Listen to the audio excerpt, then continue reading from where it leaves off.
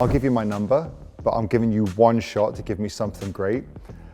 And if I don't like it, I'm blocking you straight away and I'm never speaking to you again.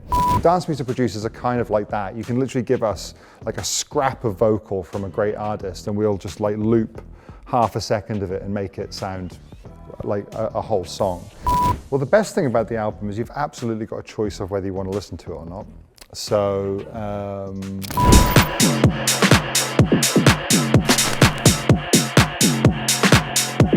I wish I had a really fancy explanation for why I called this album Chemistry, but it just felt like the right word for the collection of the songs. It was one of the songs on the album Chemistry that I made with Vera Blue, one of my favorites, and I just thought it had a ring to it, so I ran with it.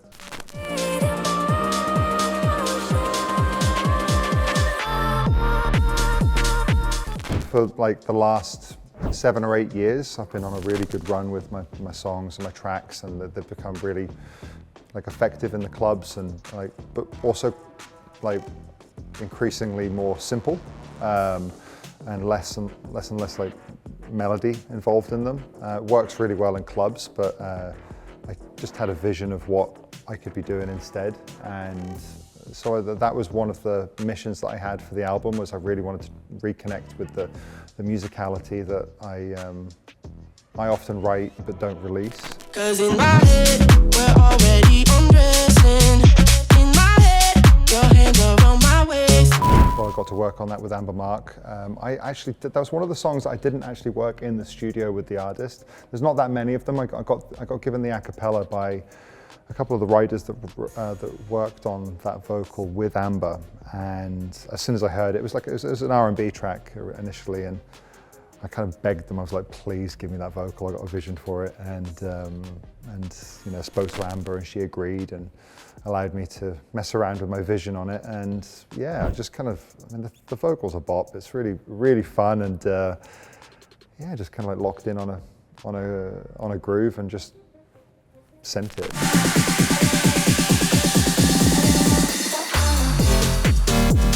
That was one of the other ones that I wasn't in the room writing the song. So I was actually reminded of quite a funny story about this. So, you know, in dance music, there's a lot of great artists that are, you know, writing songs to try and get the songs used by other artists. So I was over in Amsterdam last year, and I was at this big like drinks mixer or whatever. There's loads of people come, like, you know, intermingling, you know, meeting, introducing themselves. And this woman comes up to me and she says, hi, I represent a bunch of singers and songwriters and producers, and I've got some unbelievable vocals, and I'd love to get your number and send them to you. And I was like, I don't know why, I was feeling really boisterous at this time, and I said, okay, I'll give you my number, but I'm giving you one shot to give me something great. And if I don't like it, I'm blocking you straight away and I'm never speaking to you again.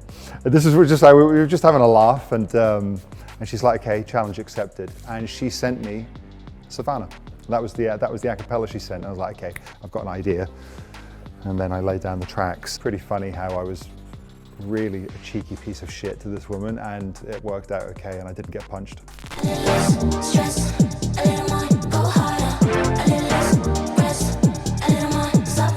Ease My Mind, that is completely the other end of the spectrum. That song was an absolute bitch to write.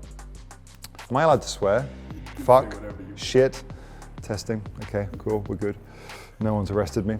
Can you shine your light? Can you ease my mind? Can you ease my mind? Ease My Mind was such a fun journey to work on, but it was really, we did a lot of days of work on that one to get it to where it ended up being. I worked with Abel Boulder on that. He's the singer. He does the guitars and a couple of other bits of production on there. And he was with a friend of mine in Malibu like a year and a half ago. And my buddy said, oh, my name came up in conversation, and he contacted me and he's like, oh, Abel's in town. He wants to work in the studio with you. So I was like, okay, great. Can he work tomorrow? He's like, no, he's actually leaving tomorrow midday. And I'm like, get him to change his flight, which he did. So he changed his flight and stayed, and that's when we wrote Ease My Mind. he was really like, he was like loosely into the dance stuff, but he felt like a lot of the beats in my scene were quite heavy and overbearing. He's quite a, you know, man with a guitar kind of guy, and was looking for something kind of dancey but not too intrusive, and that's where I was like, okay, I've got an idea. I made that beat, put that all together, and he was like, and I just watched him go from kind of like timid and nervous and a bit unsure if he was in the right place and doing the right thing, being in that room, to just opening up and just feeling like, okay, I've got a vision of what this can be, and the song just flowed from there.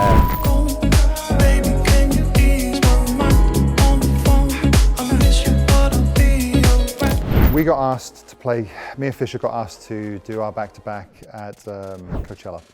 This is in 2023, we were asked to close the outdoor stage. And we were really excited to be doing this. This is something that we've wanted to be doing for a while. And we normally, up until that point, the shortest set that we'd done together as a back-to-back was like 3 hours, and we didn't plan anything. But because it was Coachella, we begged to allow them for us to play an hour and a half, which was kind of not normal at the time. They agreed to the hour and a half, but we realised we're going to have to do a bit of work to actually condense what we normally do into such a short time frame.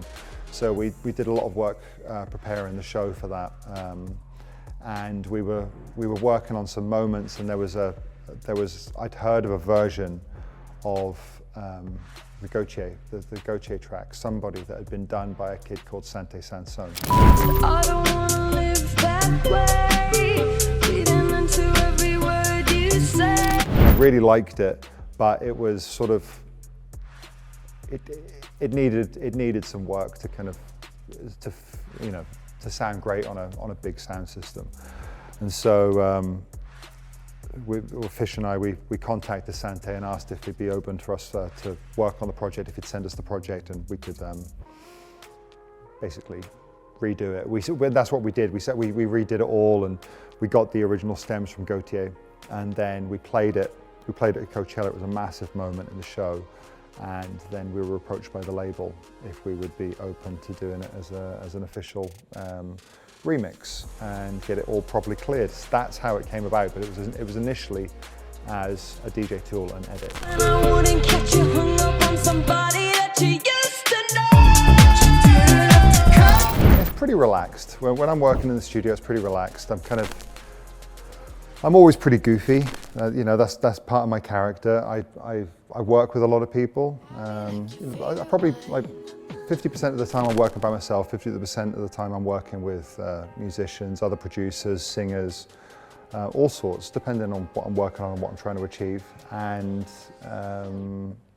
yeah, I goof around until I lock onto something that just feels exciting to me, and then I get a little bit possessed and lock in and work very, very fast and move from point A to point B with a lot of intent. And that's normally when people say that it gets a bit intense in the studio, but I don't notice that. I'm focused on someone else. You were talking earlier when you got here about your wife. How often does she come to your show? Less and less. I think she's over it. She comes to the main ones, and but she's obviously still heavily involved in the music making process as well. She's fantastic. She just. What's easier for you guys, working in the studio together or deciding what's for dinner? Deciding what's for dinner. I like the initial part of working in the studio with my wife.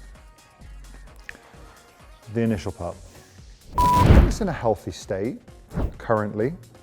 I think there's fantastic beat makers out there. There's great DJs. There's unbelievable shows being put on. There's a whole world and culture built around the music, the scene. You know, the press will talk about music, whereas I remember being here in America, no one was talking about dance music. No one was interested in doing an interview with a DJ or a producer making a house record. That wouldn't have happened, and those things exist now. On another level, I think there's maybe kind of, there's a little bit of work to be done. There's maybe just not as many musicians making original music. There's a lot of remixes and rehashes, and that's like, it's very rewarding short term, but it's sort of it could definitely do with more people maybe writing something original.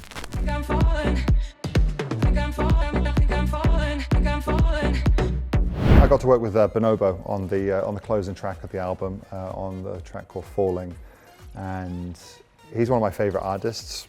He's probably my most listened to artist in the last 10 years. So that was really fun, working with someone that I thought would hate me. So that was great. I'm very proud and thankful of my career. You know, I'm English, but when I started getting into music production, I was a teenager in Scotland. I was living in Scotland at the time. I lived in a very remote part of the country. I had dial-up internet. There was no real clubs around me, and my love and obsession of dance music really developed via the internet and through message boards and listening to very, very low quality music via dial-up internet. And so I was kind of like very disconnected and quite voyeuristic in like my learning and understanding of music. And I genuinely cannot believe that I somehow figured out or just stumbled into having an actual career where this is my life 24/7, and that's what it is now. And it's my passion. It's been my passion since my early teen years, and yeah, it's actually pretty mental. This would be my 14-year-old me would be very, very happy seeing this. The worst part is that people might hate it, but you know, if you do, honestly, fuck you. And that is the end of the package.